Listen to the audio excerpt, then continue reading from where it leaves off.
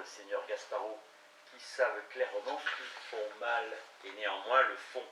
Et cela parce qu'ils estiment davantage le plaisir présent qu'ils ressentent que le châtiment dont ils doutent qu'il puisse advenir. C'est ce que font les voleurs, les meurtriers et autres gens de même espèce. Le vrai plaisir, dit le seigneur Ottaviano, est toujours bon et la vraie douleur mauvaise. C'est pourquoi ceux-là se trompent, qui prennent le faux plaisir pour le vrai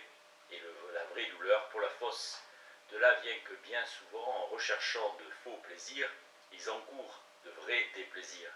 L'art donc qui enseigne à distinguer cette vérité du faux peut s'apprendre, et la vertu par laquelle nous choisissons ce qui est véritablement bon et non ce qui en a faussement l'apparence peut s'appeler vraie science, et science plus utile à la vie humaine que nulle autre, parce qu'elle ôte l'ignorance de laquelle, comme j'ai dit, tous les mots procèdent. Alors, Messire Piero Bembo dit « Seigneur Ottaviano, je ne sais pas comment le seigneur Gasparo pourrait vous accorder que l'ignorance soit la mère de tous les maux,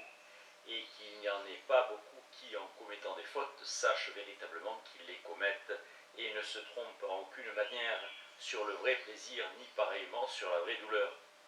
Parce qu'il est certain que ceux qui sont incontinents jugent avec raison et droitement et savent que ce à quoi ils sont poussés, comme le devoir par les désirs, est mauvais, et c'est pourquoi ils résistent et opposent la raison à l'appétit, ce qui provoque la bataille du plaisir et de la douleur, comme le juge contre le jugement.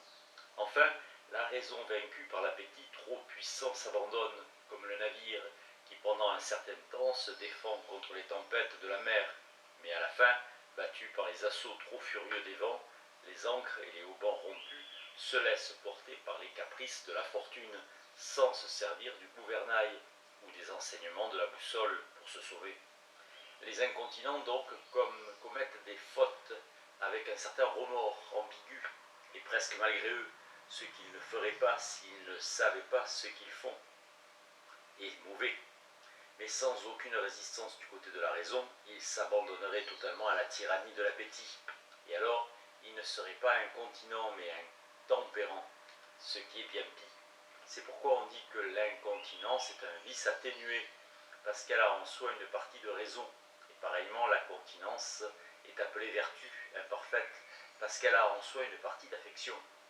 Et pour cette raison, il me semble que l'on ne peut dire que les fautes des incontinents procèdent de l'ignorance, ou qu'ils se trompent, et qu'ils ne commettent pas de fautes, puisqu'ils savent véritablement qu'ils en commettent. Messire Pietro, répondit le seigneur Ottaviano, en vérité votre argument est bon. Néanmoins, selon moi, il est plus apparent que véritable, car bien que les incontinents commettent des fautes avec cette ambiguïté que la raison dans leur cœur combatte contre l'appétit, et qu'il leur paraisse que ce qui est mauvais soit mauvais, pourtant ils n'en ont pas une parfaite connaissance, et ils ne le savent pas aussi entièrement qu'il faudrait. C'est pourquoi ils en ont une opinion faible, plutôt qu'une science certaine, et par conséquent, ils consentent que la raison soit vaincue par l'appétit.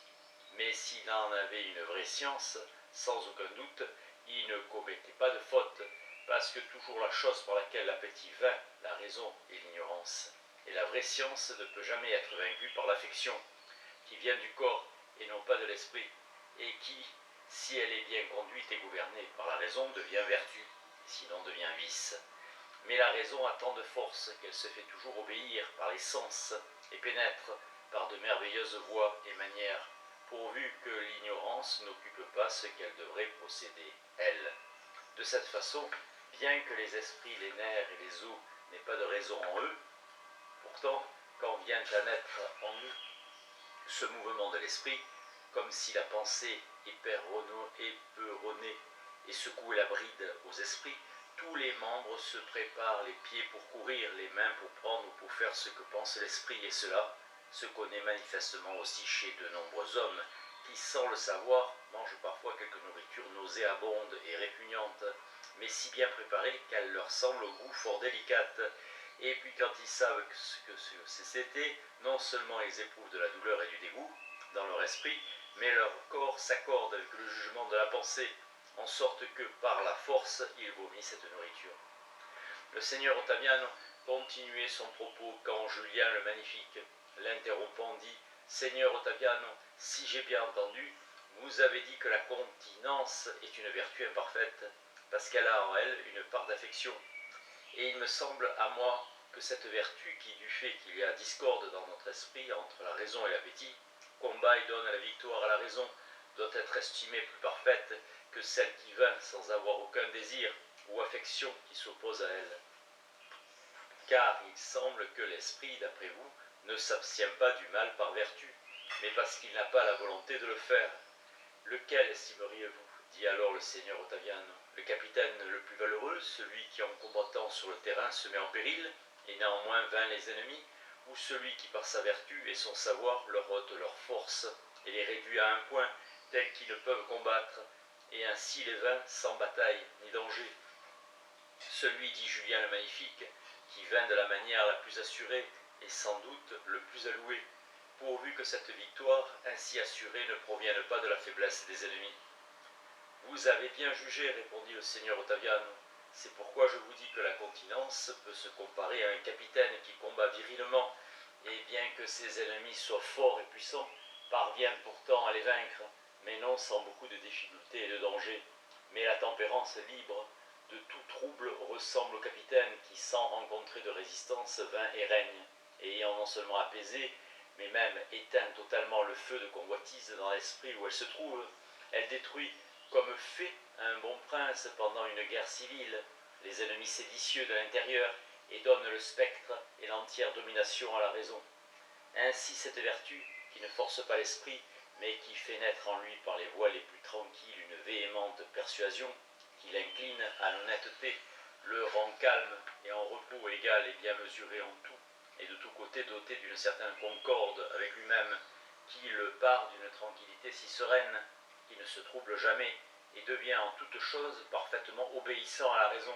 prompt à diriger vers elle tous ses mouvements, et à la suivre partout où elle veut le conduire, sans aucune résistance, comme le petit agneau qui court s'arrête et va toujours près de sa mère,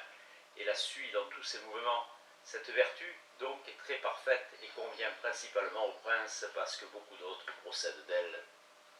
Je ne sais pas, dit alors messire César et Gonzaga, quelles vertus convenables à un seigneur peuvent naître de cette tempérance, vu que c'est elle qui ôte les affections du cœur, comme vous dites, ce qui peut-être conviendrait bien à quelques moines ou ermites, mais je ne sais pas comment il conviendrait à un prince magnanime, libéral et vaillant sous les armes de n'avoir jamais quelque chose qu'on lui fasse de colère, de haine, de bienveillance, de dédain, de désir, ni aucune affection, et comment il pourrait sans cela avoir de l'autorité sur les peuples ou sur les soldats? Je n'ai pas dit, répondit le seigneur Ottaviano, que la tempérance ôte totalement et déracine les affections des esprits humains, et il ne serait pas bon de le faire, parce que dans les affections, il y a aussi certaines parties bonnes, mais elles amènent à obéir à la raison, ce qui dans les affections est mauvais, et résiste à l'honnête. C'est pourquoi il ne convient pas, pour ôter les perturbations, d'extirper entièrement les affections, car ce serait comme si, pour éviter l'ivresse, l'on faisait un édit interdisant à quiconque de boire du vin, ou parce qu'en courant on tombe parfois, l'on défendait à chacun de courir. Vous voyez que ceux qui dressent les chevaux ne les empêchent pas de courir et de sauter, mais veulent qu'ils le fassent en temps voulu et en obéissant aux cavaliers. Les affections donc, modérées par la tempérance, sont favorables à la vertu. C'est ainsi que la colère aide à la force morale, la haine contre les méchants aide à la justice, et de la même façon les autres vertus sont aidées par les affections, qui, si elles étaient entièrement enlevées, laissera la raison très faible et languissante, si bien qu'elle ne pourrait guère agir, comme c'est le cas du pilote d'un navire abandonné par les vents dans un grand calme. Ne vous étonnez donc pas, messire César, si j'ai dit que de nombreuses autres vertus naissent de la tempérance, car quand un esprit est accordé selon cette harmonie, il reçoit ensuite aisément, par le moyen de la raison, la véritable force qui le rend hardi et ferme contre tout danger, et le place, pour ainsi dire, au-dessus des passions humaines. Il reçoit également la justice, vierge non corrompue, amie de la modestie et du bien, reine de toutes les autres vertus, parce qu'elle enseigne à faire ce que l'on doit faire et à fuir ce que l'on doit fuir. Et pour cette raison, elle est très parfaite, car c'est grâce à elle que se font les œuvres des autres vertus, et elle est profitable à celui qui la possède, et pour lui-même et pour les autres. Sans elle, comme l'on dit, Jupiter lui-même ne pourrait pas bien gouverner son royaume. La magnanimité aussi vient à la suite de ses vertus et les rend toutes plus grandes, mais elle ne peut exister seule parce que celui qui n'a pas d'autre vertu ne peut être magnanime. La prudence ensuite leur guide et elle consiste à un certain jugement qui fait que l'on choisit bien, et dans cette heureuse chaîne sont reliés aussi la libéralité, la magnificence, le désir d'honneur, la mansuétude, l'agrément, l'affabilité et bien d'autres vertus dont ce n'est pas le moment de parler. Mais si notre courtisan fait ce que nous avons dit, il les trouvera toutes dans l'esprit de son prince, et tous les jours il en verra naître de si belles fleurs et de si beaux fruits, qu'il n'y en a point de pareils dans les plus beaux jardins du monde, et en lui-même il sentira un très grand contentement, en se souvenant qu'il lui a donné non pas ce que donnent les sceaux, c'est-à-dire de l'or, de l'argent, des vases, des habits, et autres choses semblables, dont celui qui les donne a grande pénurie, et celui qui les reçoit grande abondance,